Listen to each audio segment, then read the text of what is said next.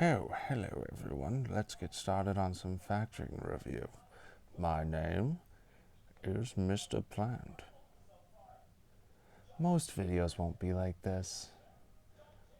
It's just because I'm recording this at home, but let's factor using the GCF, the greatest common factor. You're looking for the largest thing that goes into both or all of those terms, and you should always do this, right?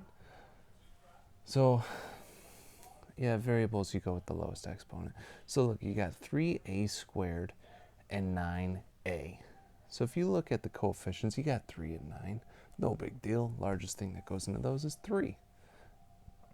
As far as the variables, you got a squared and you got a to the first power.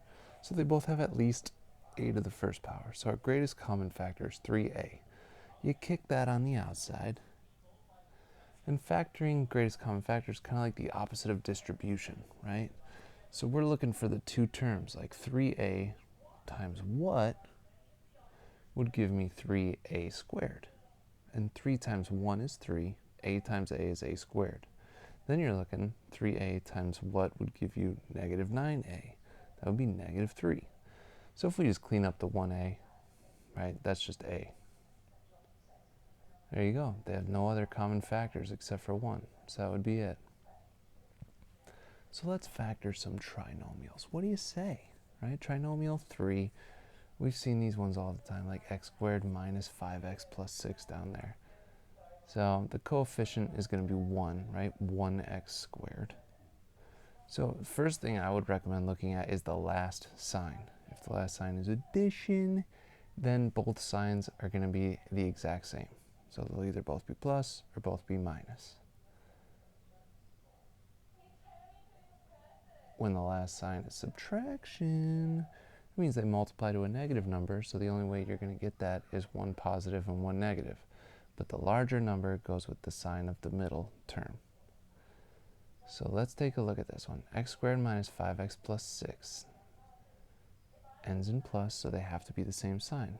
Now they add up to negative 5, so they have to both be negative.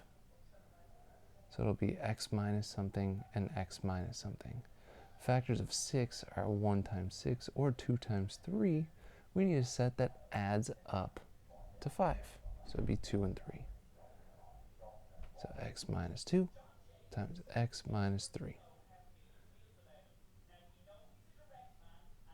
You can always FOIL it if you want to check it. So the second example ends with minus 36. The only way you can multiply to a negative is a positive times a negative. So it's going to be one of each. Now this one, they're going to be 5 apart initially, because one of them is going to be positive, one's negative. They'll add up to 5 the way we set them up, but we're looking for a set that is 5 apart from each other. 1 times 36, 2 times 18, 3 times 12, 4 times 9, wink, or 6 times 6, which set is 5 apart, would be the 4 and 9. So the way we can get them to add up to positive 5 would be positive 9 and negative 4, right? 9 plus negative 4 is 5, and 9 times negative 4 gets you that negative 36. That's great. So this is the one that students have the toughest time with, when that first term is not a 1. So I'll show you one way here that you can factor by grouping, but I'll also show you on the homework assignment a way that I prefer to do it, which I think is a little bit easier. But first, always look for a greatest common factor. There is not one here. So then you find the perfect pair. Here's what you're going to do. You're going to multiply the first and last term. 6 times negative 4 is negative 24. So if it's negative, it has to be one positive, one negative. And they got to be 5 apart. So 1 times 24, 2 times 12, 3 times 8, or 4 times 6. The only set that's 5 apart is 3 and 8. But the way we can get them to add up to positive 5 would be negative 3 and positive 8. So we're going to split that 5x in the middle. We're going to split it as positive 8x minus 3x, right? Because that would add up to 5x. We're going to divide it down the middle. We're going to factor the greatest common factor out of each side. So 6 and 8, 2 goes into them. X squared and x, x.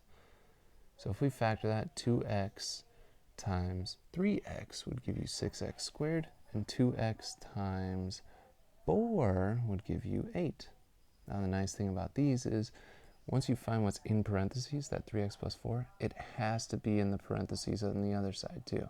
So you can kind of work backwards and say like, oh, I have 3x, but I need negative 3x. So we multiply by negative 1.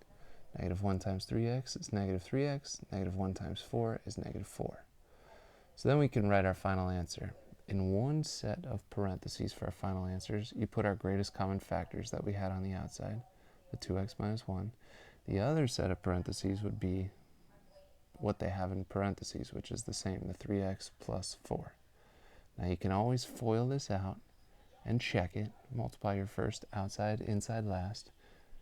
And it should come out to the original answer, or the original question. And it would in this case. I mean, come on, we're cool like that. Let's talk special cases. Oh, difference of squares. Difference means subtraction. Squares are two things that you can square root. It has to be subtraction to be difference of squares. So when you have that, two things you can square root with a minus in the middle, it's going to be 1 plus, 1 minus, and you just square root each term. So the square root of 9x squared would be 3x. So it'll be 3x plus something times 3x minus something. The square root of 25 would be 5. And if you FOILed this out, the middle terms would end up canceling out, so that's why there would only be 2 terms at the end. The sum of cubes is a little bit different. It has addition there.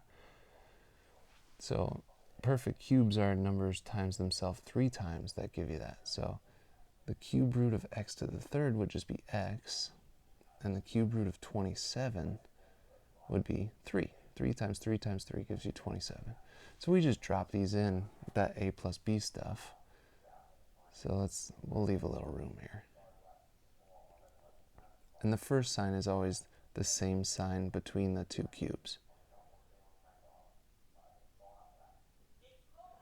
So now we'll fill in the blanks here. So a cube root of x to the third was x, right? So for all the a's, we'll fill in an x. And then the b's were the cube root of 27, which was 3. So we'll drop the 3 in for all the b's, and then we'll just clean up our stuff here. So our x plus 3, nothing different. Then over here we got x squared minus 3 times x is 3x, and 3 squared is 9.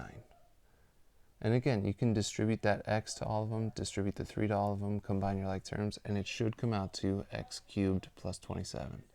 But the first set of parentheses is always going to have that same sign. So now when we do difference of cubes, the first sign is going to be the same. So we're starting with a minus. So let's cube root some stuff here. The cube root of 64x to the third. Cube root of 64 is 4. And the cube root of x cubed is x. Now we got to do the same thing for 125. What times itself 3 times would give you 125? And that's 5. 5 times 5 times 5 is 125. So we just drop them into that formula, the a minus b, and then you got a squared plus ab plus b squared.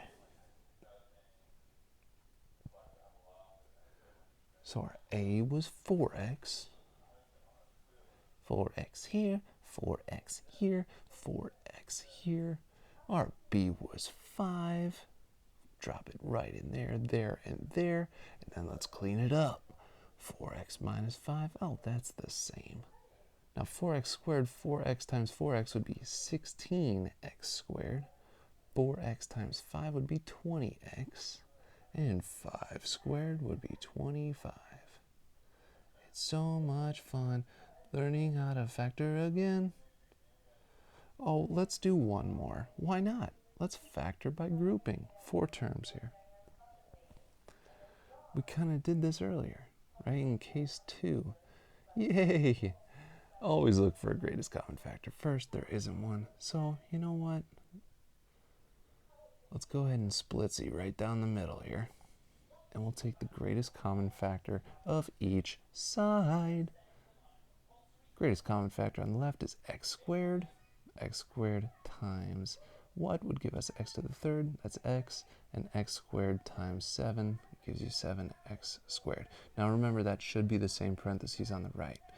Anytime your first term is negative, we're going to have to factor out a negative. So negative 3 goes into both of those. Negative 3 times x, and negative 3 times positive 7. In parentheses, we got the x plus 7. That's good. So for our final answer, we do our common factors on the outside, x squared minus 3, or whatever that says. Let's try that again. X squared minus 3. Now we got the x plus 7. Now something to check for is if that x squared minus 3 was like perfect squares, then you would want to factor that as well. That was pretty sick. All right, on to the next.